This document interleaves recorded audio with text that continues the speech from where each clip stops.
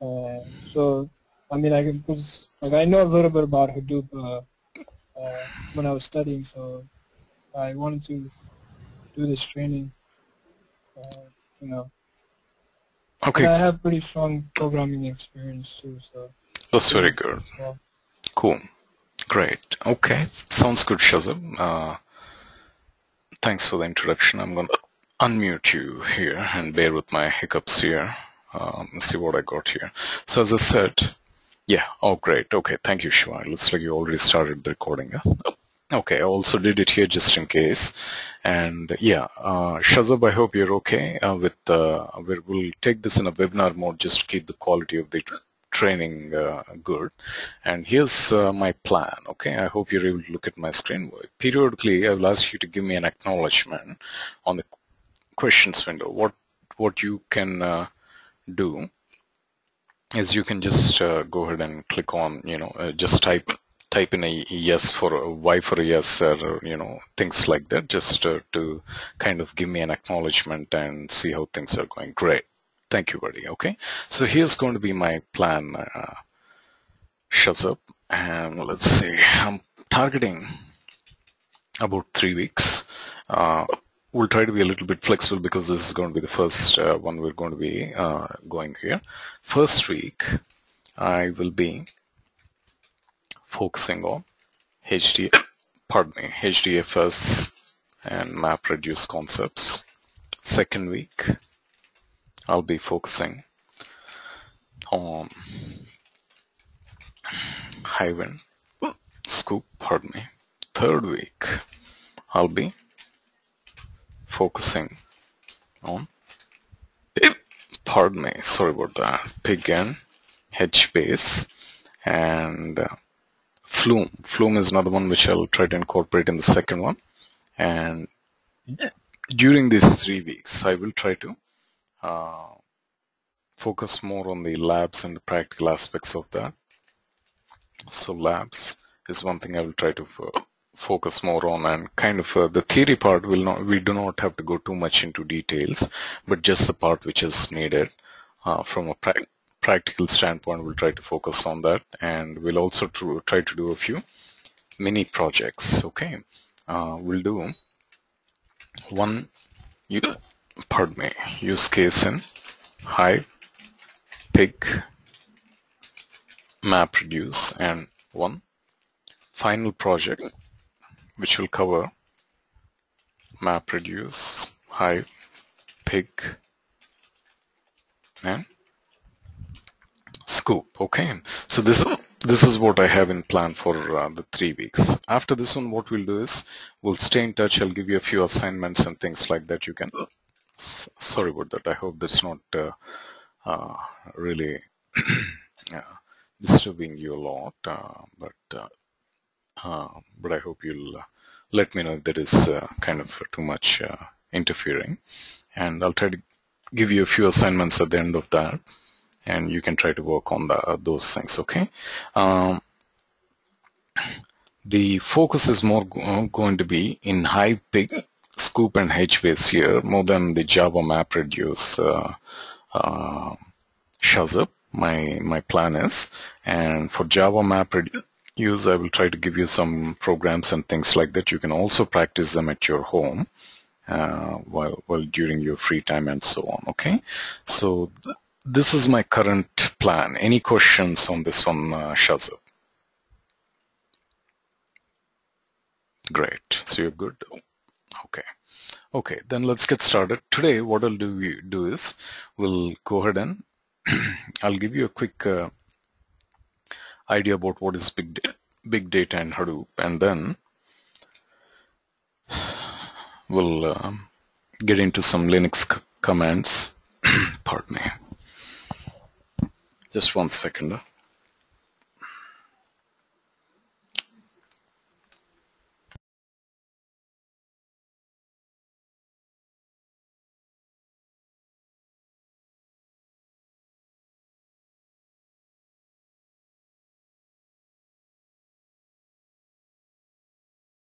Okay, Shazab, I'm back. All right.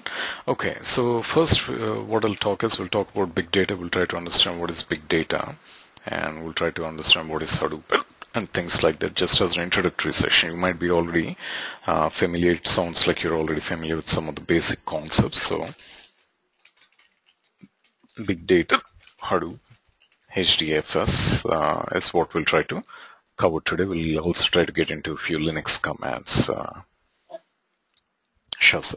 Okay, so here's what is going on. Okay, if some of us were to go ahead and put all the data, the digital data that the entire mankind has generated right from the beginning of time till 2003, what would you have? Well, you'd have 5 exabytes of data. Okay, you might already have an idea.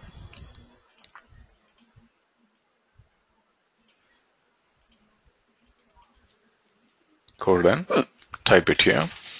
Pardon me, you already may have an idea is equals to 1,000 gigabytes and 1 petabyte equals to 1,000 terabytes, and there comes 1 exabyte which equals to 1,000 petabytes. Okay, so so that's how much it is. Okay, what happened? Well, in the year 2012, suddenly there was an exponential increase of data around the world. Okay, what is this data? This data is both the machine-generated data and the user-generated data. The user-generated data is something like what you enter in your Facebook, Twitter, or any of your enterprise applications and so on. Okay, behind the scenes, there's a lot of log file generation which is going on. A lot of data is getting generated into your log files. Apart from that, there's a lot of sensors and audio devices, video devices, and things like that which are already also generating the data. Okay, so that is the machine generated data. Go back here, keep this here. So as I'm continuing, if you have any questions, please type in Sqoop. I'll assume that you're doing okay otherwise. Okay, so it's about 2.7 zettabytes of data which got generated in just 1 year. What does that mean? Well, come back here, go here. 1 zettabyte equals to 1,000 exabytes. All right. So what does that mean? Sorry about that. So what does that mean? This is what it means. Okay. Let's go down. This is what it means. Every 2 days, okay, if you were to assume this is 2 days in the year of 2012, this is equal to the amount of this entire data that the mankind has generated up to 2003. Okay, so fundamentally, what are we looking at? Well, we're looking at fundamentally the volume of the data which is being generated. Okay, that is the fundamental aspect which is defining the big data. Volume sits at this center of that. It's huge volume. It's not double, triple, or it's not 10 times, 100 times, but it's really to the power of something. That is what it is. In just 2 days, we are generating the entire amount of data. Okay, and by 2015, what is expected? Well, they're expecting this data to triple. What does that mean? Well, there's another aspect to that. There's another dimension to that. What is that? Well, there's that. That's the speed at which we are generating the data. That refers to the velocity of the data. Okay, and where is this data? This data is coming from different sources. Some it's coming from Facebook, LinkedIn, Twitter, your machine generated, your sensors and audios, videos, and all YouTube data, and all this is the different kinds of data. And what is it? It's all unstructured. What does unstructured mean? Well, it does not have any schema. If you go to any enterprise, if you go to a company, you're working in a company, what do? You generally notice that there is a database, an Oracle or an SQL server. What do? Well, you build a application, a Java or a .NET application. You build something like a UI layer, a business layer, a data layer, and a database. You write stored procedures, get the data, and show it in your UI layer. Okay, but when you're writing this application, you know the schema of the database. You understand what is the parent, you understand what is the child, you understand what are the relationships, constraints. What is that? That is the schema. What is that? Well, that is the structured data. But when you're going onto Facebook, when you're going into Twitter, or when you go onto LinkedIn, you do not have the structure. That's what is referred as unstructured data. It does not have a schema associated with it. It could be just plain text. Some of the sites will expose the data in the form of plain text. Some people expose the data in the form of XML, Excel spreadsheets and all. Okay, so that is referred as a variety. There comes a third aspect. Okay, variety of the data. Okay, so what is big data? Short and sweet, at any point of time, these three V's define the big data.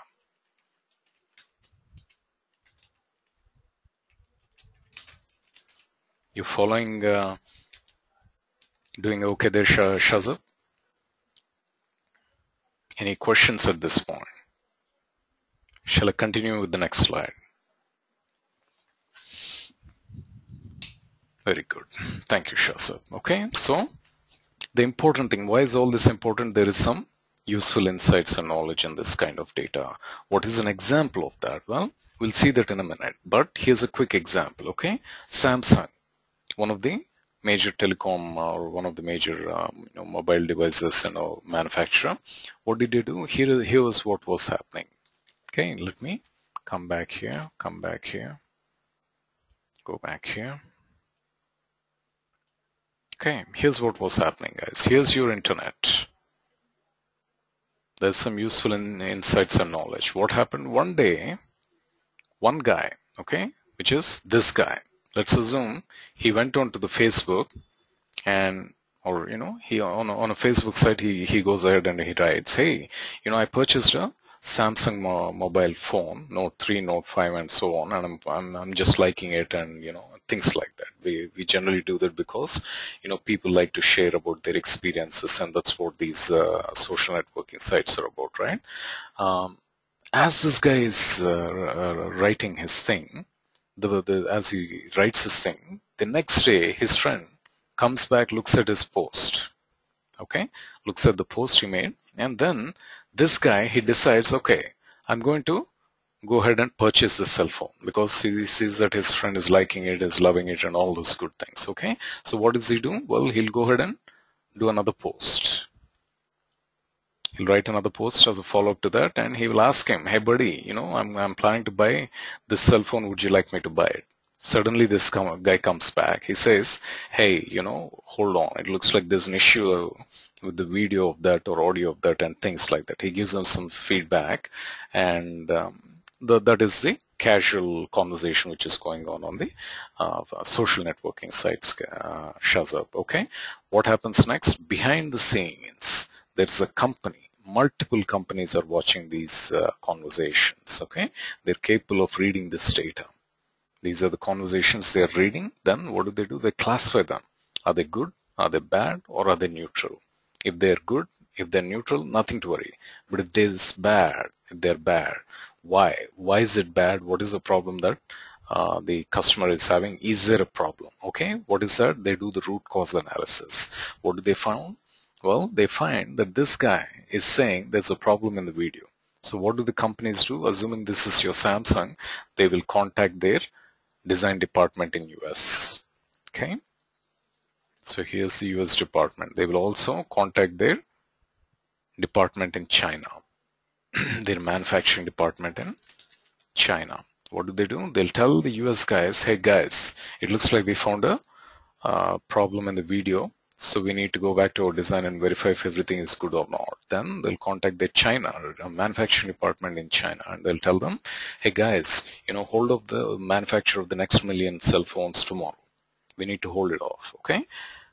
That is kind of the insights and the knowledge we're referring to, Shazab, okay? What is happening here? If this kind of insights could not be detected early, what will happen? Well, China will manufacture 1 million defective cell phones every day. Am I making sense so far, Shazab? Good, okay? Feel free to stop me at any point, okay? So what will happen? Well, they will go ahead and may incorporate these changes, and they'll next time they're about to manufacture, they'll make sure that it's properly tested. All the video and the audio, whatever scenarios they might have missed, will be tested again. Okay. Now, if you take Samsung, right? Samsung need not use this only for one cell phone.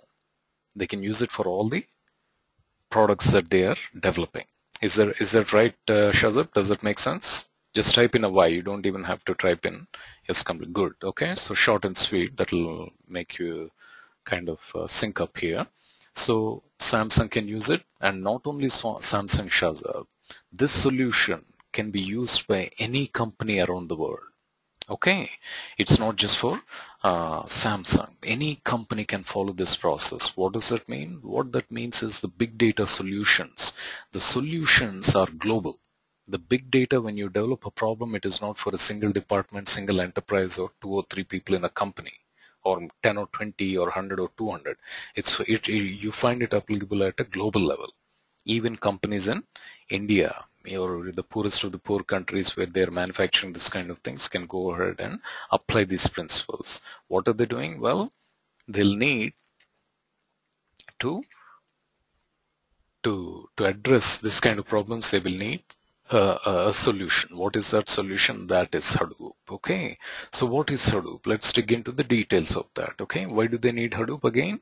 Well, because when you go onto the internet, some of the social networking sites, okay, Twitter exposes their data in the form of JSON. Facebook also, I think, JSON or XML, I think, okay. Similarly, other sites may have some other formats. What is that? You do not know anything about it. That is unstructured data. You need to be able to write frameworks which are capable of running on this unstructured data. And sites such as Twitter, Facebook, which are most popular, they deal with huge volumes of data. So there comes your volume aspect of that. And on a daily basis, you get a lot of data. There comes your velocity aspect of that. That is why big data refers to the 3 V's, Shazab. Doing okay, Shazab? Good. Okay. So now come to the solution. What is the solution? Well, we use something like Hadoop. What is Hadoop? Hadoop will help the applications run on big data. It will support us in running applications on big data. That is what is Hadoop. Okay. It is open source. What does open source mean? Well, open source, it's free. If it's free, it's easy for companies to adopt. Okay, lots of time, lot of companies have many of their resources sitting idle and free, and they want to make productive use of them. What do? Well, they see a good framework.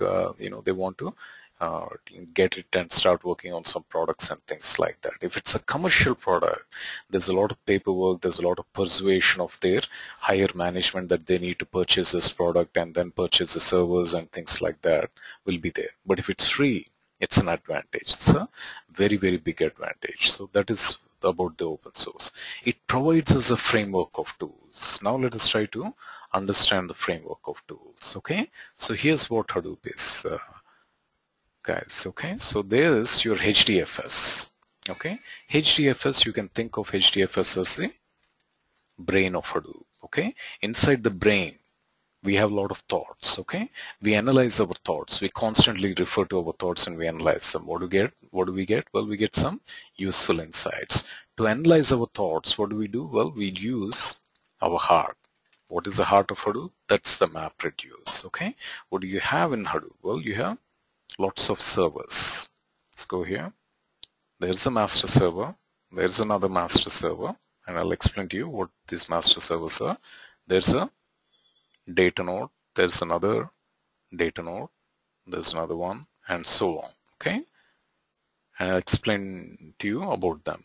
And what do you have on the servers? Well, you have lots of data. You have data split and distributed across your Hadoop nodes. Okay, so once you have the data, these are like your thoughts. What do? You need to analyze. You need to read this data, and so on. How do you read? Well, that's what the Map-reduce is used for. Okay, to analyze your thoughts. Imagine you're using your heart. Okay, so but the problem here is you need to know Java for this.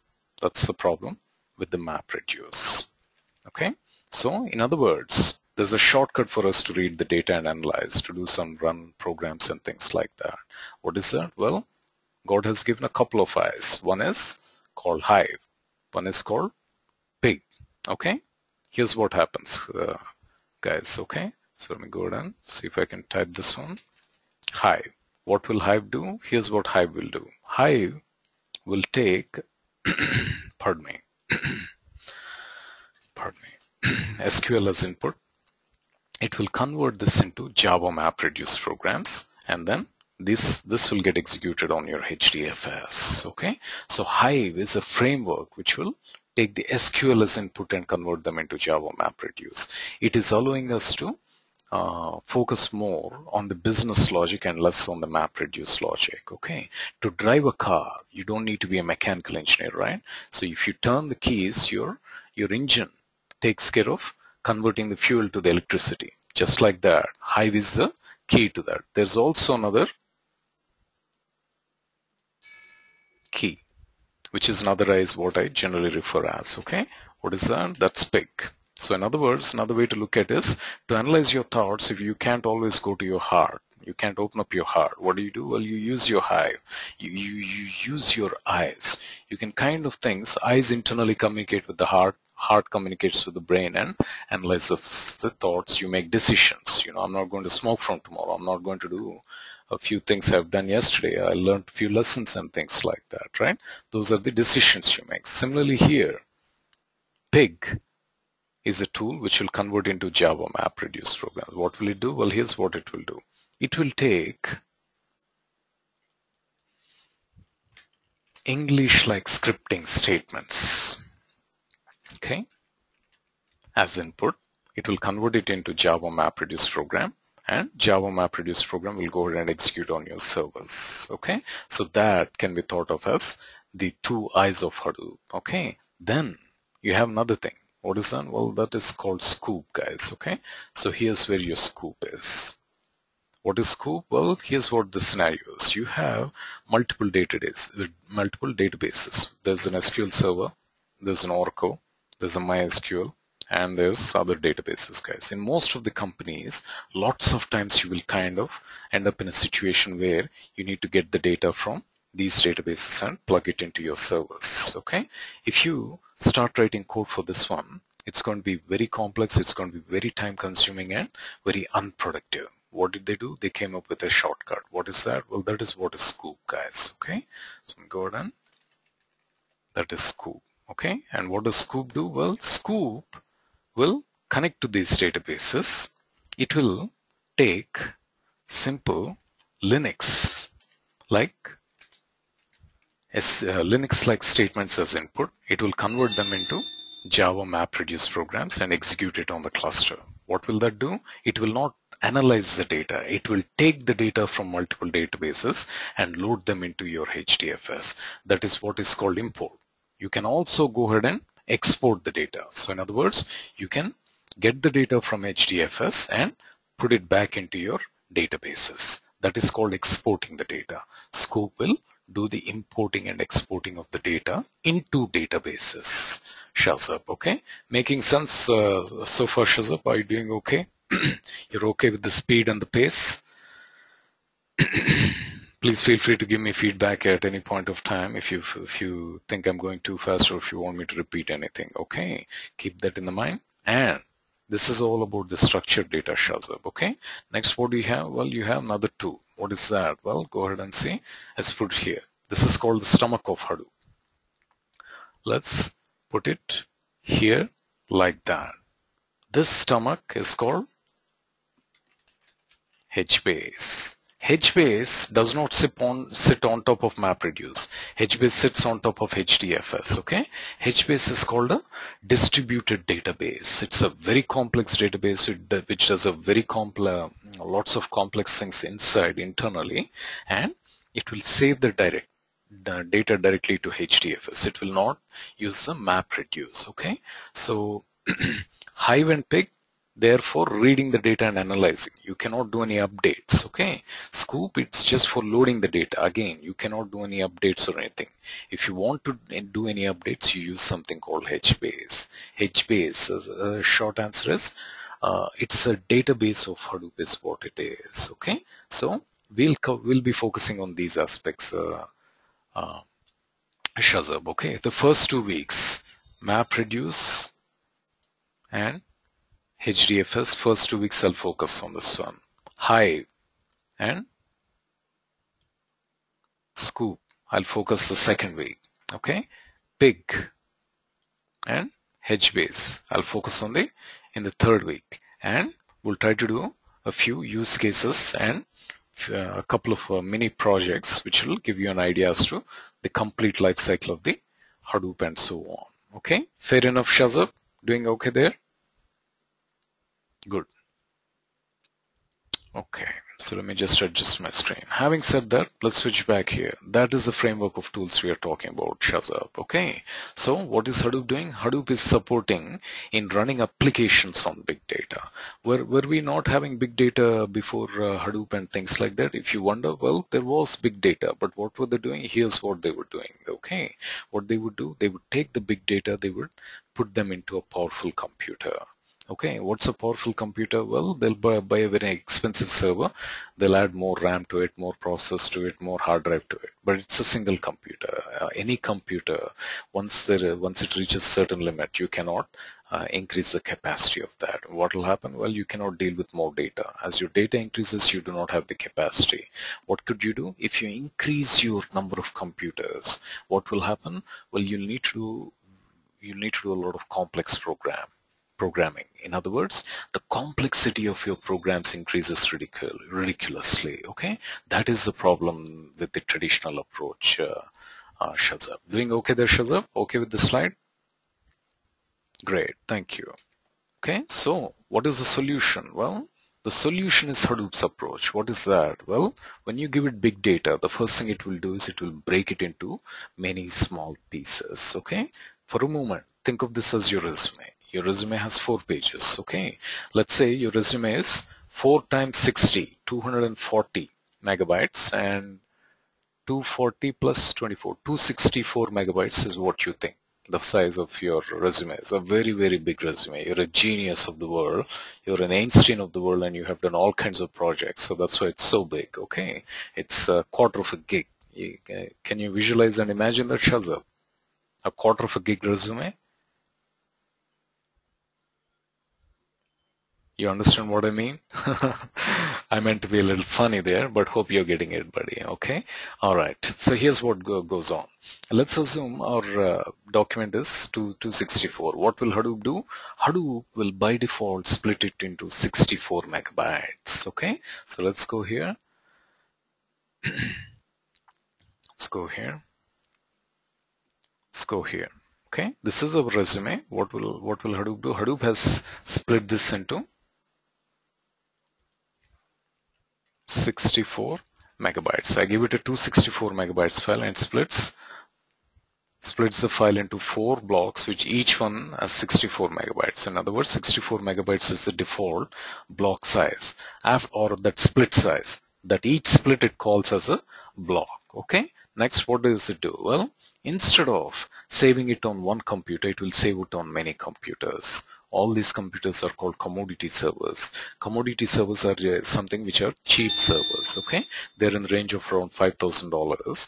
The other kinds of servers are called enterprise servers. Enterprise servers are generally expensive. Commodity servers are much more inexpensive. Okay, but the problem with the commodity servers is they are unreliable. An enterprise server, they generally cost around $20,000 to $100,000, and maybe they might even go up to $1 million. Okay, but they guarantee reliability and uptime. Commodity servers do not guarantee you. So what's the problem? Well, if I saved my page 1, page 2, page 3 and 4, and one of the server goes down, and at this point of time, if I get a request from a client saying that, hey, I have a problem, saying that I need these 4 pages of my resume, and we have one of the pages missing, we are at a loss of data. So what does Hadoop do? Hadoop will go ahead and save a block, a copy of every block in other commodity servers. Okay, so if you notice, block 1, which is my page 1, is copied here. It's also copied here. It maintains 2 additional blocks, making it a replication factor of 3. In other words, it is replicating the blocks of data. This is called replication. Are you with me, Shazab?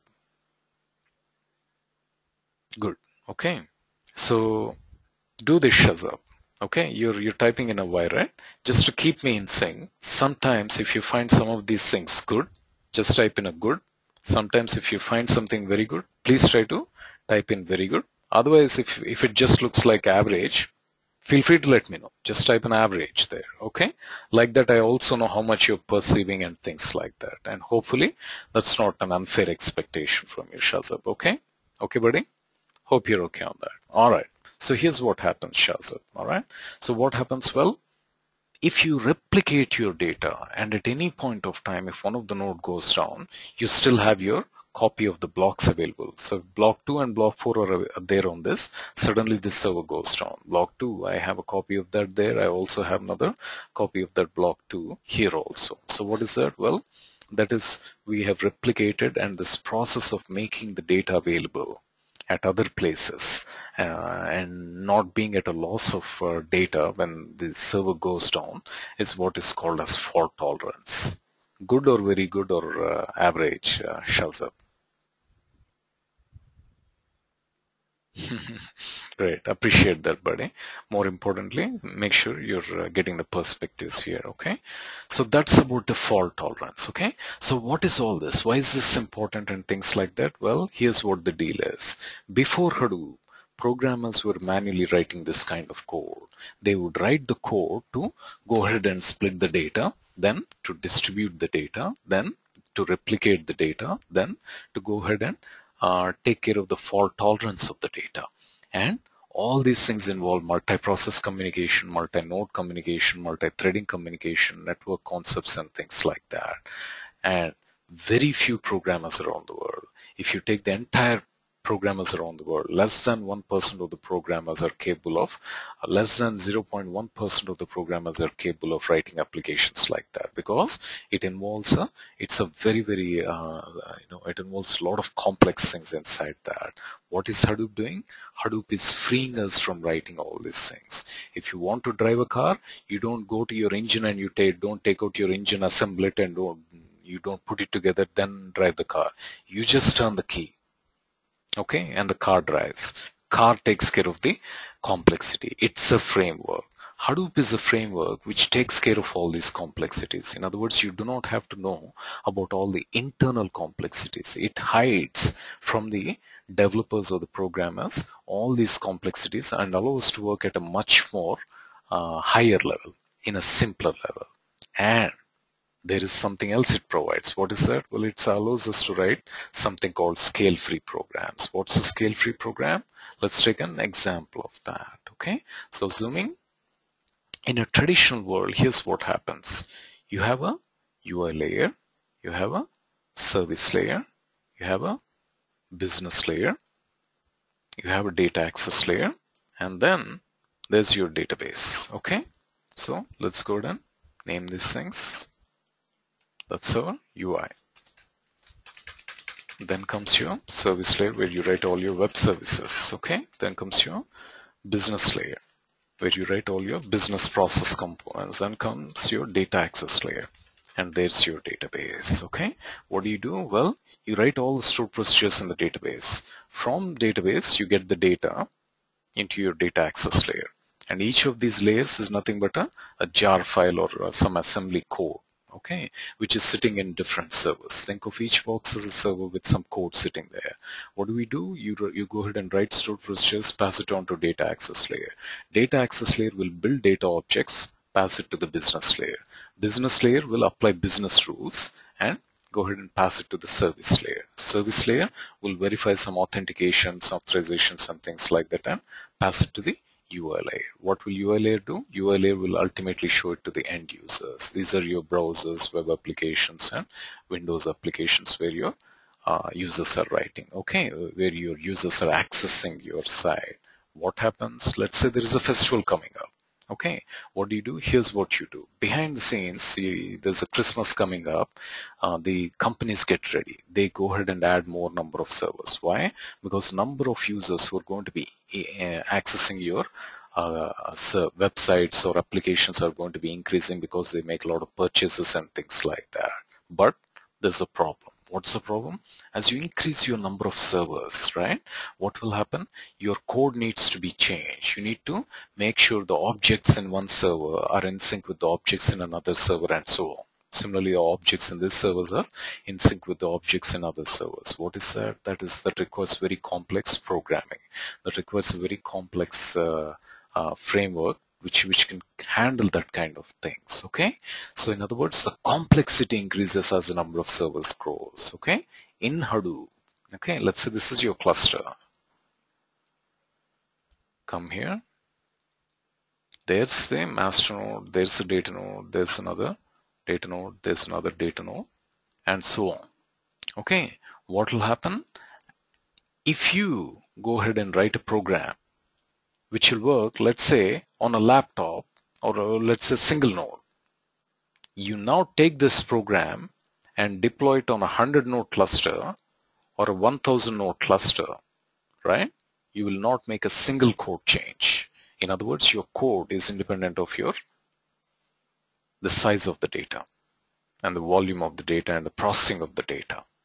Okay, that is what is called scale-free programs. Am I making sense, Shazab?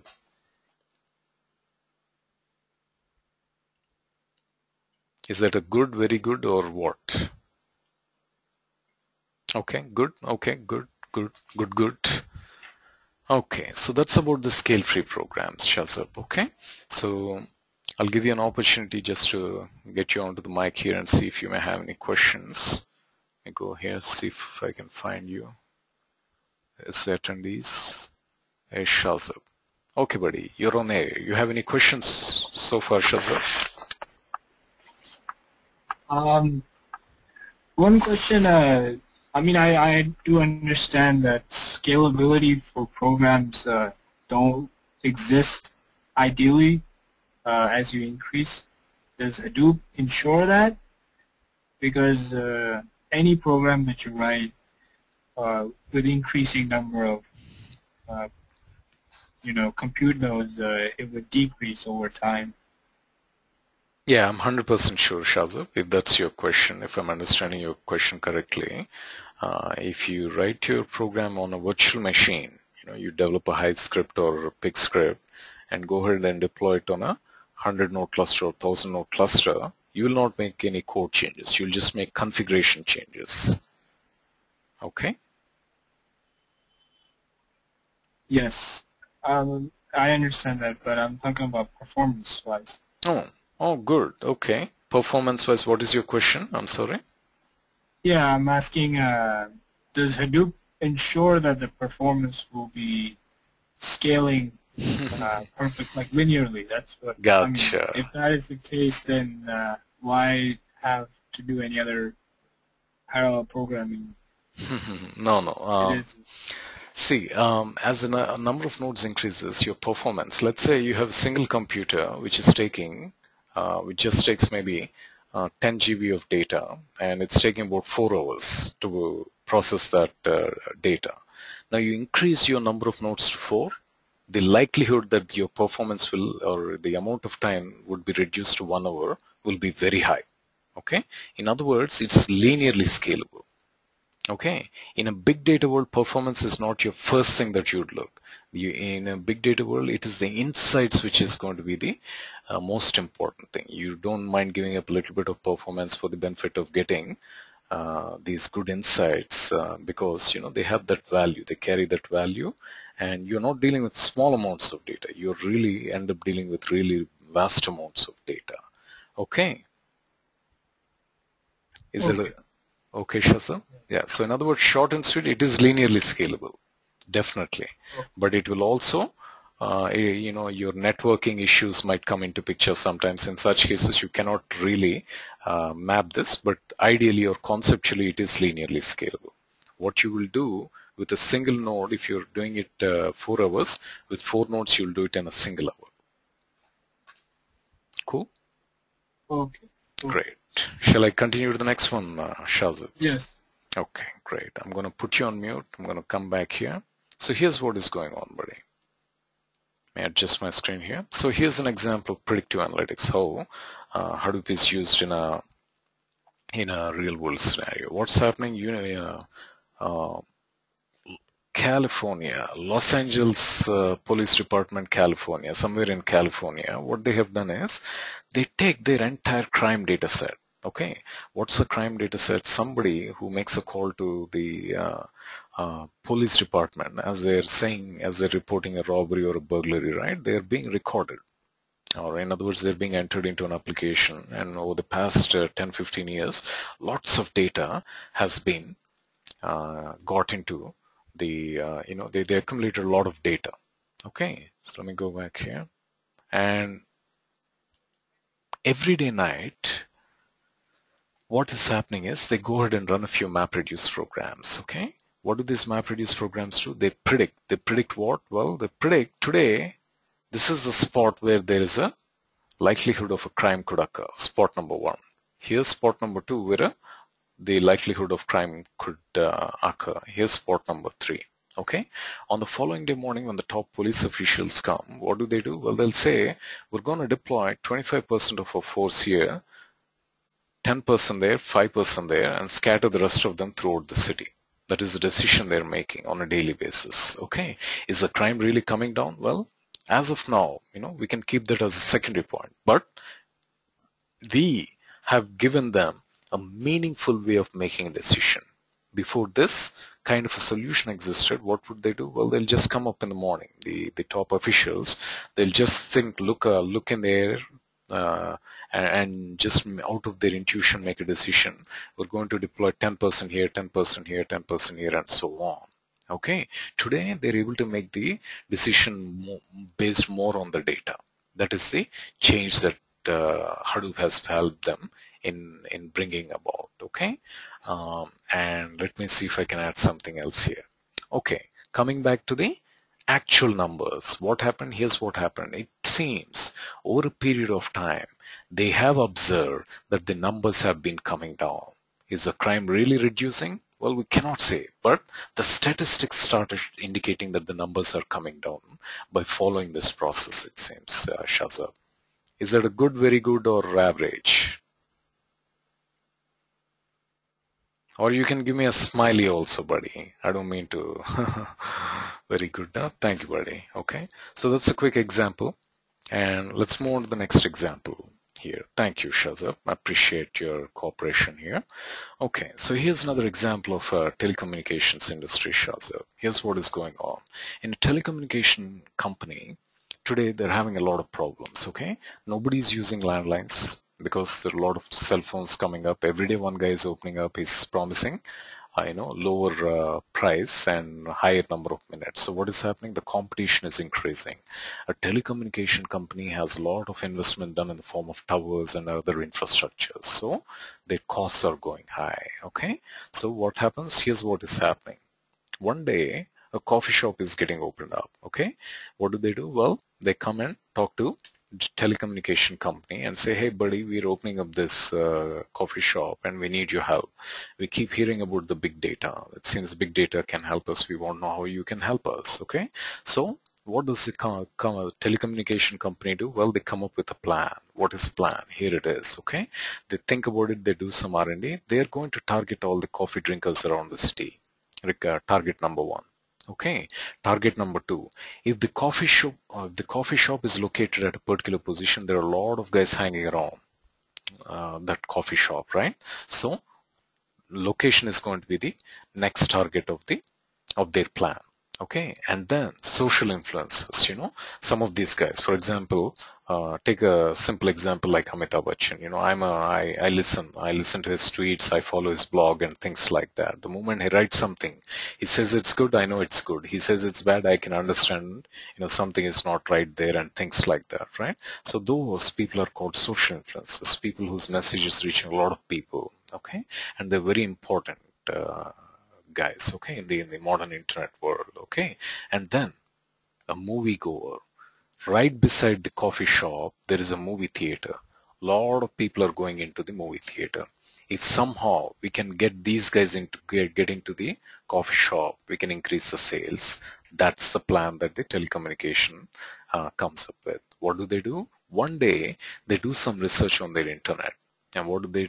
come up with? Well, they come up with a, they figure out there's a guy called Jim. He's a social influencer. What does that mean? Well, he's writing a lot of stuff on the net, and as he writes them, there are a lot of people following him. So what do? Well, he's a customer of their company. That's how they track him. They look at his Twitter, they look at his Facebook, and they take his permission. They talk to him and say, hey Jim, you're a popular guy. We want your help in coming in doing something, and they take his permission to access his data, his Facebook, his Twitter, LinkedIn, and so on. Okay, he says, okay, you can go ahead and access my data, but what's there in it for me? Well, they'll say, we'll give you good offers, we'll send you some money, and things like that. Okay, so he says, okay. What do? One day they're tracking him. They're tracking his mobile device. What's he doing? Well, this is what he's doing. He's starting at home, then he's traveling, is stopping at a coffee shop at 9 a.m. I'm sorry, he's starting at home at 8:20.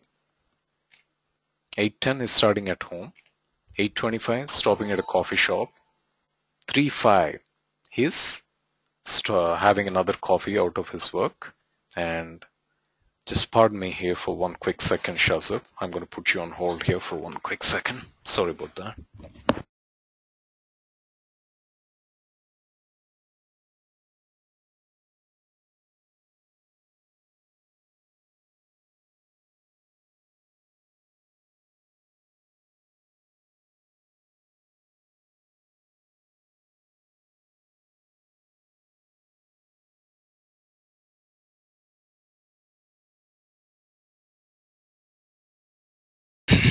Okay, sorry about that.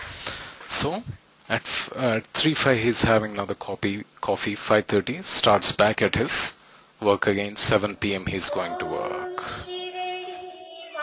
Second.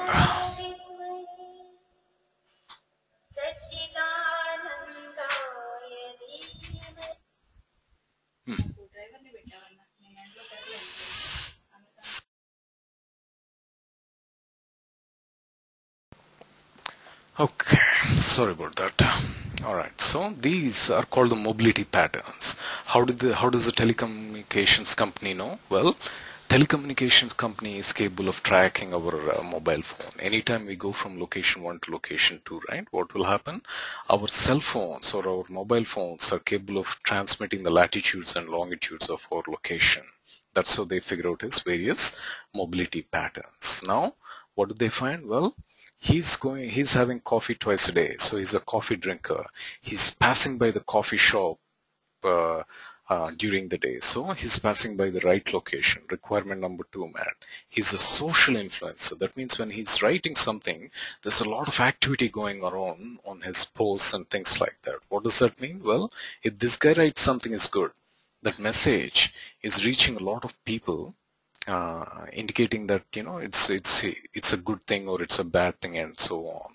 And the guy is also going to movies. That means he's going to the movie theater just by the side of the coffee shop. All the key requirements are met. So what do? The next day they track him down. Or in other words, when he's passing by the coffee shop, they send him a message. What is that? Well, free coffee. Okay, so what do someone like me, I'm a tea drinker. Okay, what do I do if somebody sends me a free tea in a decent shop? I'll go back and have it. Okay, next, that's what Jim does, and here's what he comes out and does later. What does he do? Well, he comes back and tweets saying that I love that coffee at that coffee shop. There is one very important thing on this slide, Shazam. Can you take a guess what it is? One of the aspects is very important on this slide. It is transforming the way the modern day designs, the modern day architectures and designs, the modern day marketing and sales are working. Take a guess. I'll give you a minute here to respond. Type it, please. Sorry about that.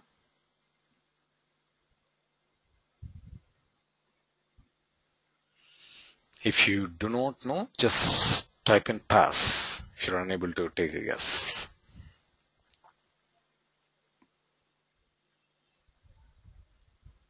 Shazab, are you there? Let's. See.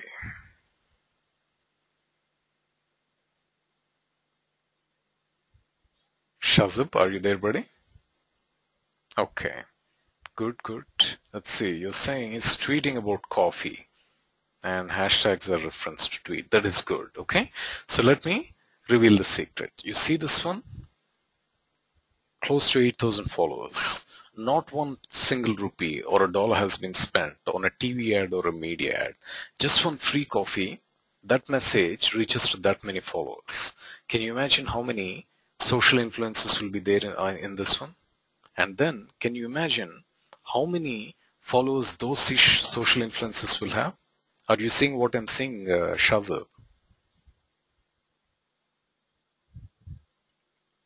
Exponential, true, okay? That is huge, right? And that was just one free coffee. If somebody offers me a free coffee, Shazab, I won't go myself. I'll take 5 or 10 of my friends with me, okay? And then after doing that once, that coffee shop need not do that once. They can keep on repeating that. What does that mean? That's an increase in sales, and they can do this at a global level. They need not do this for one or two guys, but they can do it for many people. Okay, that is the change which is being brought about. What do people do? Well, people will come back and say on a site, I like it. The more the likes, the more the probability that you'd go ahead and check out. What does that mean? Well, the more the probability of increasing your sales. This is the scenario which is transforming the modern day sales, marketing, designs, and architectures. This is where the big data is coming in. You do not know how your data is. You do not know the structure of your data is, and your data could be coming from many people. It could be huge volume, it could come at a huge speed, and it could be of any variety. What is that? That's big data. How are you handling it? Well, with the use of technologies such as Hadoop. Good or very good, Shazab? Very good. Thank you, buddy. Okay, so moving on, here's what is happening. Here's whether the sales would increase compared to the direct mail or the traditional way of marketing. And that is what we're indicating here. And these are the different kinds of structures of data that we're using. Okay, telecommunication company deals with lots of databases, lots of kinds of structure. Your customer's information is in your databases. Then you have semi-structured data out on your Twitter data, your Facebook data is in the form of semi-structured JSON, XML, and things like that. Okay, you have to read that data. Then you have your latitude and longitudinal, your mobility patterns all get into the log files. You have to process those log files or unstructured data to understand the insights. And what do? Well, you don't have to write one program for everything. You can write a single program which can work on all kinds of data, all kinds of data. That is the map-reduce programs. Okay, so that is where the map-reduce helps, buddy. Okay, so far with me, Shazab? So this is my intention is this is a quick introduction of big data and Hadoop, and provide you a few scenarios where you see what is going on and how things are helping. Does that help you, Shazab? Just trying to make sure you're doing okay. Okay, good. So let's do this, Shazab. Okay, it's close to 11. Let's take a 5-minute break, just step out for a bit, relax for a couple of minutes, come back here. I'll also have a glass of water. Then we'll try to extend our session for maybe 40 minutes to an hour more, and we'll keep that as a discipline so that, we can regain ourselves and kind of take a break also. Does it sound like a plan? Great. Thank you, buddy. So what I'll do is I'll go ahead and leave my session open like this, and let's regroup by 11:05. Cool? Okay. Thanks, buddy. Shiva, if you're still there, I don't know if you're still there, buddy, but you can feel free to go ahead and log off, or if you want to hang in, just hang in. As I said, we'll just take a quick break and I'll be back in 5 minutes so that we can re-energize. I hope you understand, Shiva. Okay?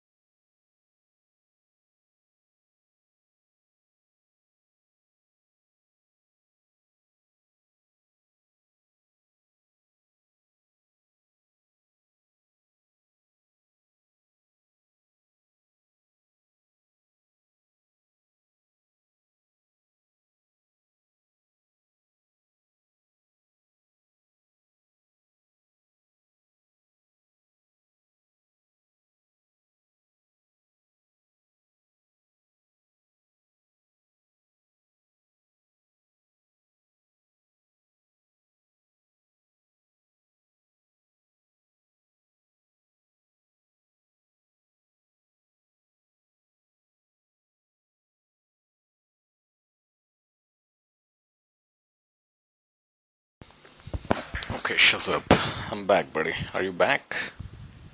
See if there are any questions here. Okay, great. Thank you, buddy. Let me see. All right. Great. Looks like Shiva is also here. All right, buddy. So that's a little bit of introduction of big data in Hadoop. And now what I want to do is, I want to give you a quick demo of the virtual machine. So let me go back here. Before I go into any theory, it's my virtual machine. I'm going to be sharing this virtual machine later. I will upload this to a G drive, and I just need to make some modifications before I can share it with you. So let me go here. Okay, so this is how the virtual machine is going to look like, and let's go ahead here.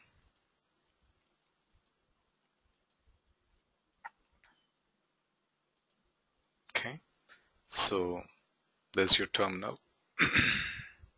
And you might already be familiar. It sounds like you're a guy who's been already looking into these things, so I won't go into the nitty-gritty details of that, but let me just go ahead and see if I can run a few Linux commands here just to get up to speed.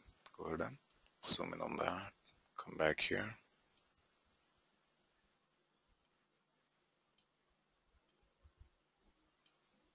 Cool, go back there. Just adjusting my screen, just give me a second here. Oops, why is that like that? Let's see, 1 second.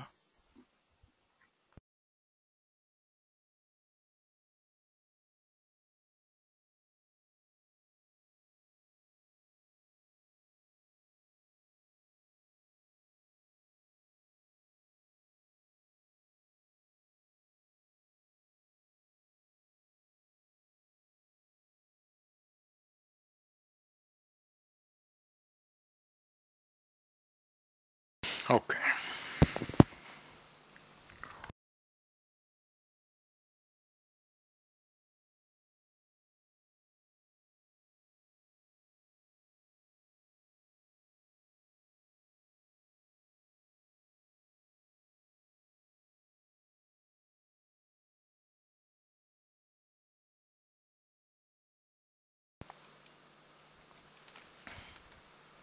Okay, let's see, I had a few. Okay, let me go here, and this are the admin commands that I have typed earlier. So there are a bunch of Hadoop admin commands, some Hadoop basic commands and admin commands here.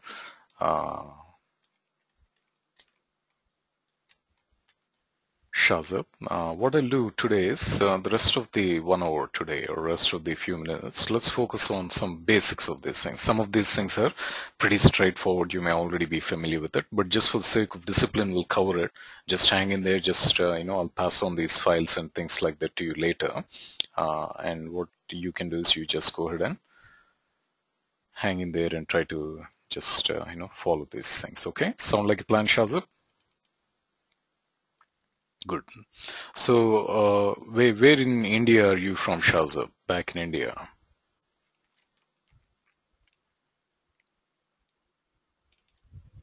If you don't mind me asking you. Oh, you're from Pakistan. All right. All right, buddy.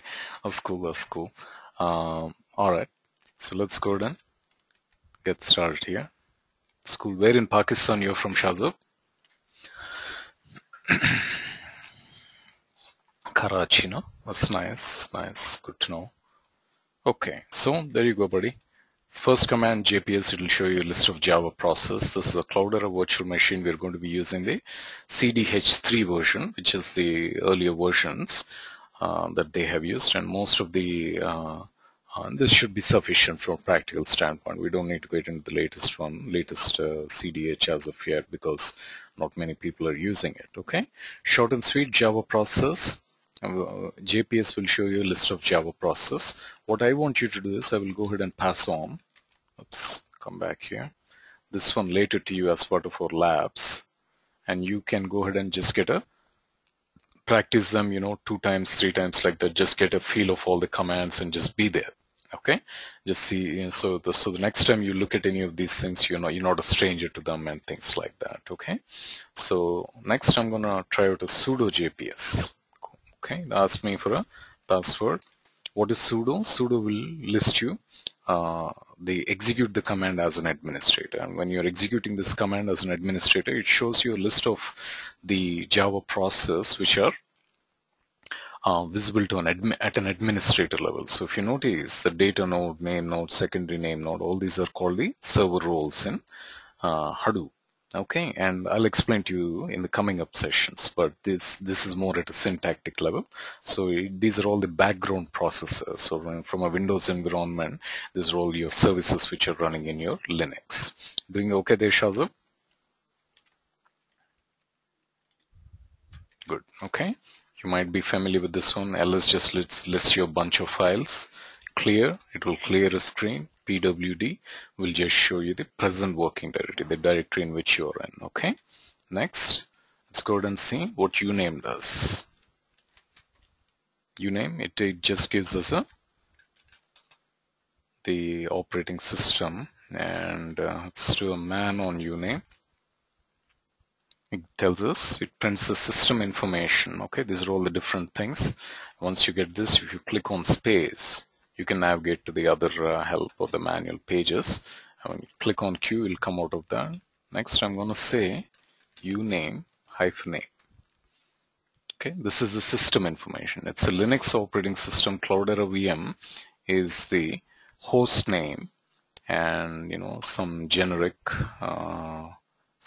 stuff I myself do not know, and some other system related information, Shazab. Okay, I hope you're okay on that. Next, man uname, just to see, get the manual help. That's what you'll see. Next, let's look at this one, cat etc. host. What do you see? Well, host is a file where you maintain your IP addresses of other machines and things like that. Okay, what will cat do? Cat will go to this directory, this file. It will display you everything that is there in that file. Okay, are you familiar already with these basics of Linux command, Shazab? Can you just give me a quick? You're already familiar? Okay, just for the sake of discipline, just hang in there. Let me complete them, and we'll focus today's session on this one. Okay, I hope you'll be okay with that. Okay, next comes Hadoop FS ls. All right, I clear this. ls will show you a list of files in your HDFS. To understand that, I'm also going to bring up, oh shoot, did it go down or what? Okay, goodness, it didn't go down, it's still there. All right, there's my Mozilla which is coming up. While that comes up, what we are looking at is, when you do an ls, it brings up the, oops, there's my ls, I press enter. These are all the files which are in my local file system. Okay, when I do Hadoop FS -ls, this ls is a Linux command, so it's really showing me a list of all the files in my relative directory. Okay, so here I will go back here, go to name node 570. This is where you can look at your Hadoop distributed file system, and if you click on that, there are a bunch of files here, bunch of files and folders. This will tell you whether it's a file or a folder, size of the file, and this is a pseudo distributed environment, so it's called a we have only one node here, so you'll notice that the replication is set to only one. Here's the block size which it is set to 64 megabytes. And if you scroll down, notice this user is a directory. Click on that, go to Cloudera. What is Cloudera? If you come back here, this one, whatever this is what you're logged in as. We're logged in as Cloudera user. Okay, so in my HDFS, I go to the user Cloudera. So this is my home directory in my HDFS, is what you can think. See this Mera Bharat and so on. And I see a file called access_log and some other files. There's a 1.05 GB file also. So if you come back here, Mera Bharat and all these things. What are these things? Well, these are all the files in HDFS, and they're under the directory user Cloudera. Okay. I think you're doing okay there, Shazab. Feel free to stop me.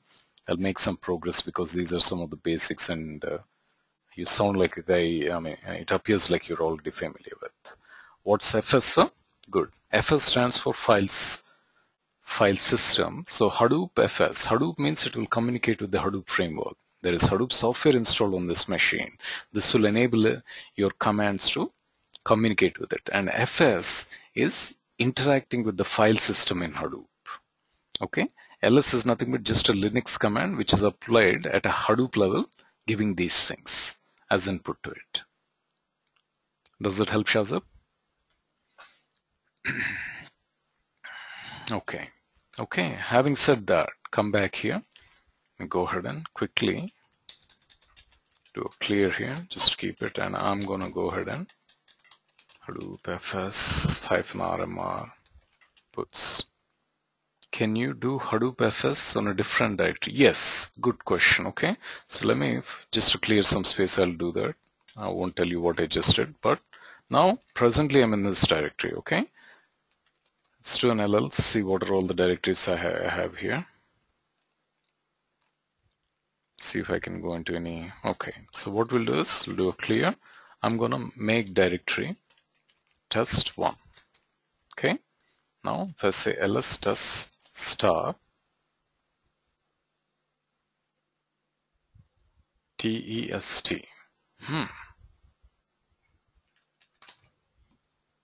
See a test1 here. I wonder why it didn't show me that. Now I'm gonna go ahead and do a cd test1.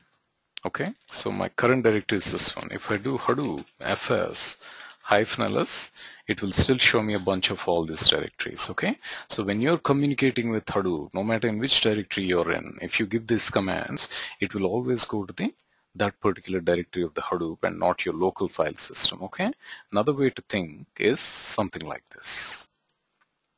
Okay, think of a group of computers. These are a group of nodes or computers. Okay, what is a distributed file system? A distributed file system is something which will make all these computers. It is a group of computers which act as one computer. How does that work? Well, imagine a layer on top of all these computers. Okay, and this layer is your HDFS. Okay, so if you have different file systems, different nodes, you have probably Linux installed here, Linux here, Linux here, and so on. Okay, on all your computers you generally have your Linux file system. Then on top of it you install Hadoop. Okay, when you install Hadoop, what happens? Imagine it becomes one layer on your Linux file system. Okay, so what is a distributed file system? Well, it's a group of computers which act as if they're one computer. What does that mean? If I go ahead and put a file in one of the computers, okay, it's there in the Linux file system. You need to go ahead and copy this one from here to the HDFS layer. How do you do that? You use Hadoop FS put. Okay, we'll see that in a second. But what I'm trying to convey is, if I put it here, the file will end up here. Now, if I go ahead and log on to this machine and look for this file in here, in HDFS layer, I will be able to retrieve it. Slightly complex, slightly deep, but that's what a distributed file system is. Why am I explaining? What I'm trying to convey is, where I'm coming from is, no matter in which directory you are, if you say Hadoop FS -ls, it's not communicating with the directory in your local file system, but it is communicating with the directory. It is trying to retrieve the results from the HDFS layer. Am I making sense, Shazab? Good. Okay. So let's clear this one. I'll come to the put and things in a certain order. So that is what Hadoop FS -ls is. There's a way you can look at your data right here in Linux ROM. You can also look at your data by going to the Firefox. Okay, this is where your home directory is in Firefox. Next, come back here. Notice this one, ls/. This is another one. This is the root of your HDFS. Okay, your root is like your My Computer in your Windows environment, just in case you're a Windows guy. Okay, under root, what is root? If you go back to your Firefox, your root is this one. See countries, Mera Bharat and so on. So if you come back here, there's your countries, there is your Mera Bharat and so on. Okay, you're seeing the difference with Shazab. The other one is called the relative directory. This is called the absolute directory. You're using an absolute path here. Okay, if you do not use a slash, it will by default go and look in your directory. What is your directory? It depends on what you're logged in as. If you're logged in as Cloudera, it will go to HDFS, and then under user, it will look for the name of your directory, which is Cloudera, which is that one. Doing okay, Shazab? Sorry about the too many acknowledgements, buddy, but just making sure you're following it here. Okay, so that's our test one. Okay, so that was the answer to your question. Let's move on here. We just did that one. That will look in the root. Now, let's just go ahead and type in Hadoop FS. Before I type in, it's clear that shows a bunch of options to us. Okay, these are all the possible commands. You know, we'll try out some of them. Not everything is what you would use always. Some of the most common things is what we'll try out, and you'll be coming across that and you'll be using. Okay, that's what Hadoop FS. It will list you. FS is a module. Okay. So this is a module, and these are all called the sub-modules under that. That's how you can term it as or think about that as. Okay, go ahead and clear that. And we just did that one. Replication factor. If you go back here, this is where your replication is. By default, Hadoop maintains a replication of 3 in a real-world environment. Okay, you can also maintain it to 2. You can also maintain it to 4, 5, and so on. Okay, but that is what the replication. This is a single node environment, so our replication is set to 1. And we'll later discuss about the configuration files little later. Next, go ahead and do ls-lh total 0. Okay, I'm going to go ahead and do a cd space dot dot, do a pwd. I'm in the home Cloudera directory. Now I'll go ahead and do an ls-lh. Okay, what is it doing? Let's see. Advanced no-ret is just listing me a list of files and a list of directories, and let's see what else I got here. It's sorting it based on the name of the file or the directory. So puts the A's on the top followed by C, D, and so on. Okay, doing okay, Shazab?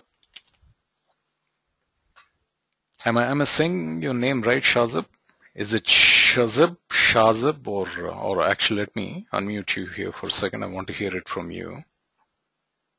Spell out your name, buddy. You're on air. Yeah, you're saying it right. It's Shazib. Shazib. Okay, good. Shazib, yes. Shazib. Okay, good. You go by Shazib or you go by Siddiqui? No, I go by first name. Shazib is yours, huh? Okay, yes. Okay, good. Thank you, buddy. Back on mute there. So put it back and let's go to the next command here. Okay, so now I'm going to make a directory in Hadoop, Shazib. Okay, so let me go ahead and do this. And before I go here, I'm right now in my user Cloudera, buddy. Okay, scroll down. See, I don't have anything called dir1. All right, I say I have a C and then followed by a O. So what I'm going to do, I'll copy this one, come back here, clear that, keep it a little clean, create a directory. Okay, now go back to your Firefox. I'm going to refresh this one. I refreshed it, scroll down, see this directory one, it's a directory. Go in there, well, there's our directory. Okay, that's how you create. So when you say, if you just say mkdir, it's creating a directory in the local file system. So if you come back here, if you just say mkdir, it will create a directory here. If you say Hadoop FS mkdir, it's creating a directory in your HDFS layer, not in here. Okay, hope I'm making sense, buddy. Okay, now, so we created a directory there, and you can also do an fs-ls like that, and see the directory sits there, dir1. All right. Next, let's go ahead and create a directory in root. Clear that. I'm now creating in root. Come back here. I'll go to root. Scroll down. There's my directory in root. Okay. That's how you do that. Next.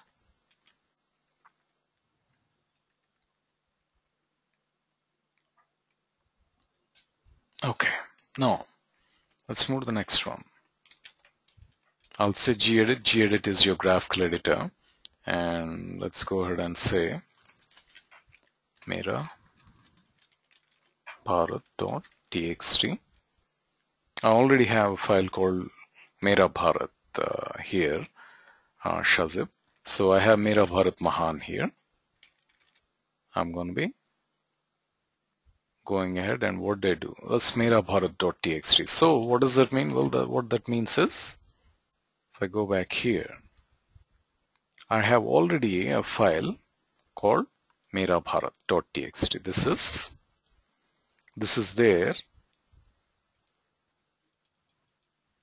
Mera Bharat.txt in my local file system. What I'm going to now do is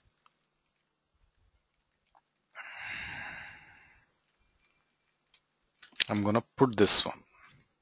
Now we'll do a Hadoop fs hyphen put mera bharat.txt mera. First, let me go ahead and before putting it, let me actually remove rm mera bharat.txt. I'll remove this one so that will delete it from there if it exists. Next, I'll go ahead and say Hadoop put mera bharat.txt mera bharat.txt. Go back there, come back here, let's go here. Okay, there's my mera bharat.txt. There's my mera bharat Mahan. Is that making sense, Shazib?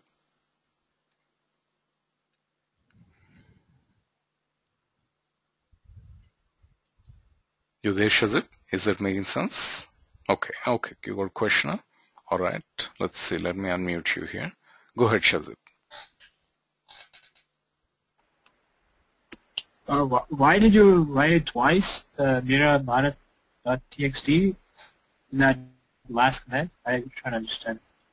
I have written it twice. You're saying it, huh? Yeah. Hadoop fs dash put Mera Bharat. Why do you write it twice? No. I did not write it twice. Here I'm doing an RM.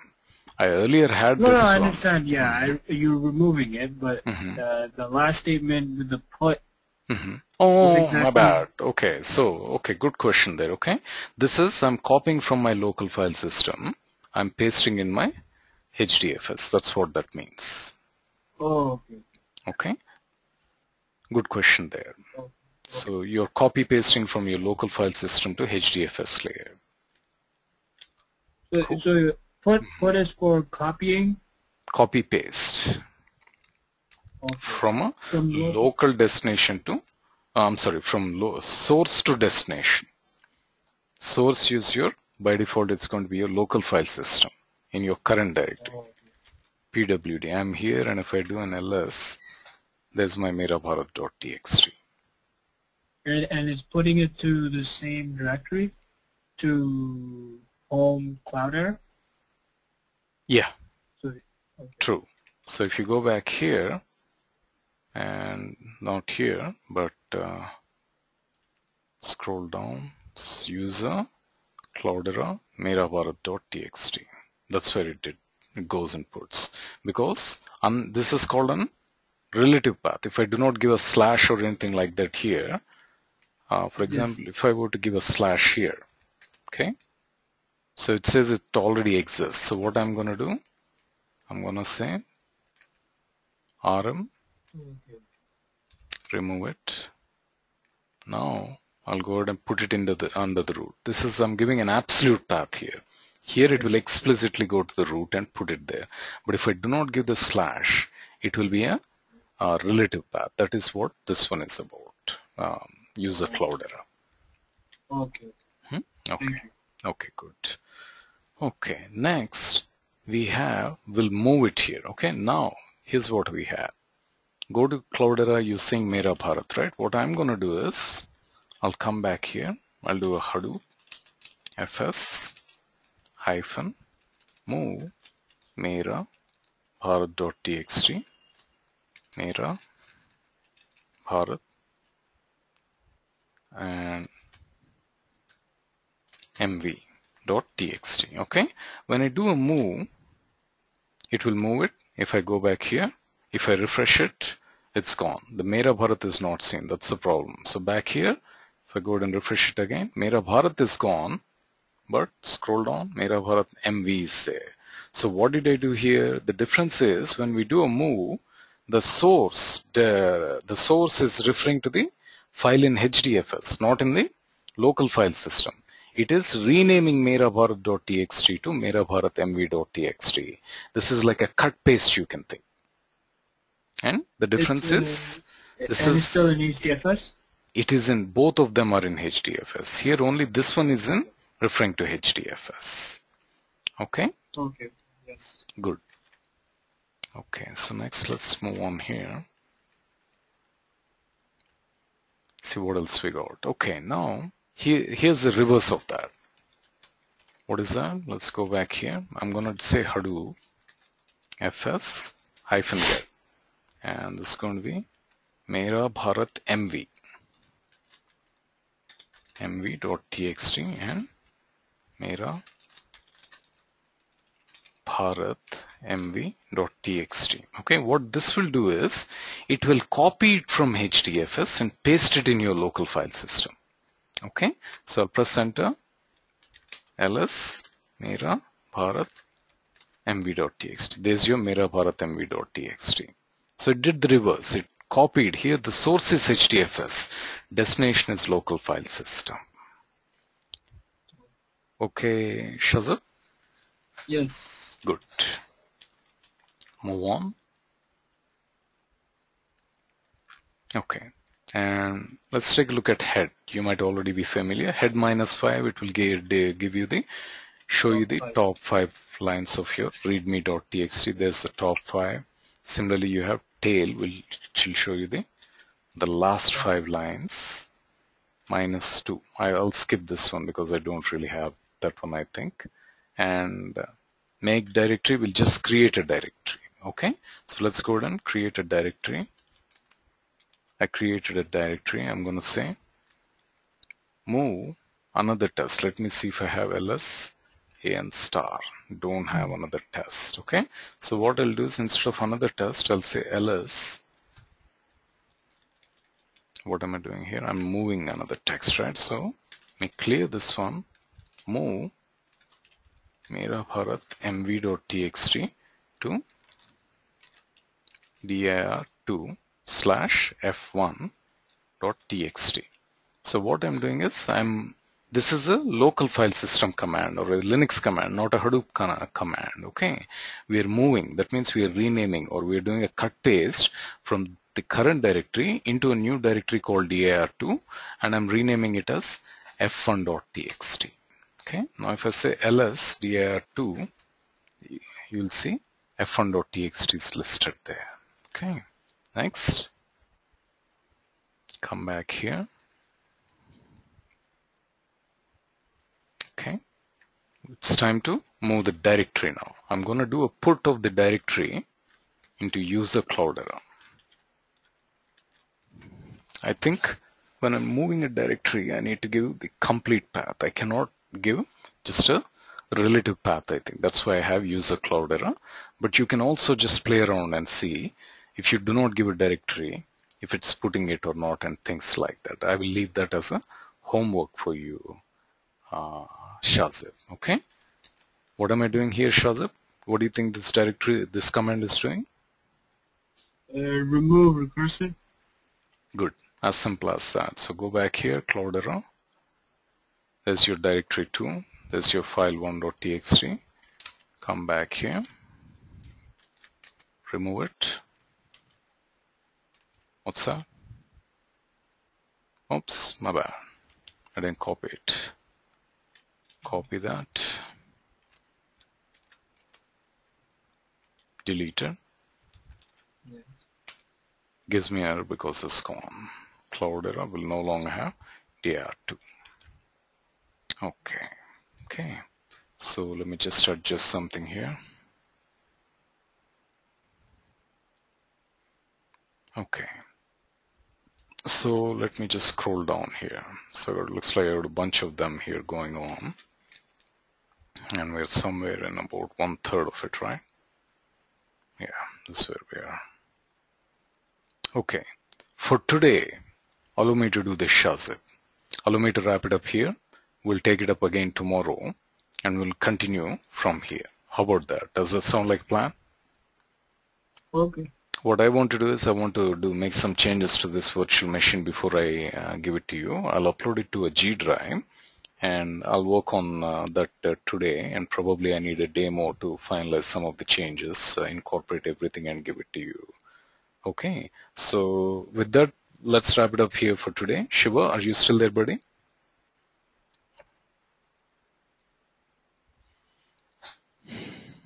Yeah, I'm there.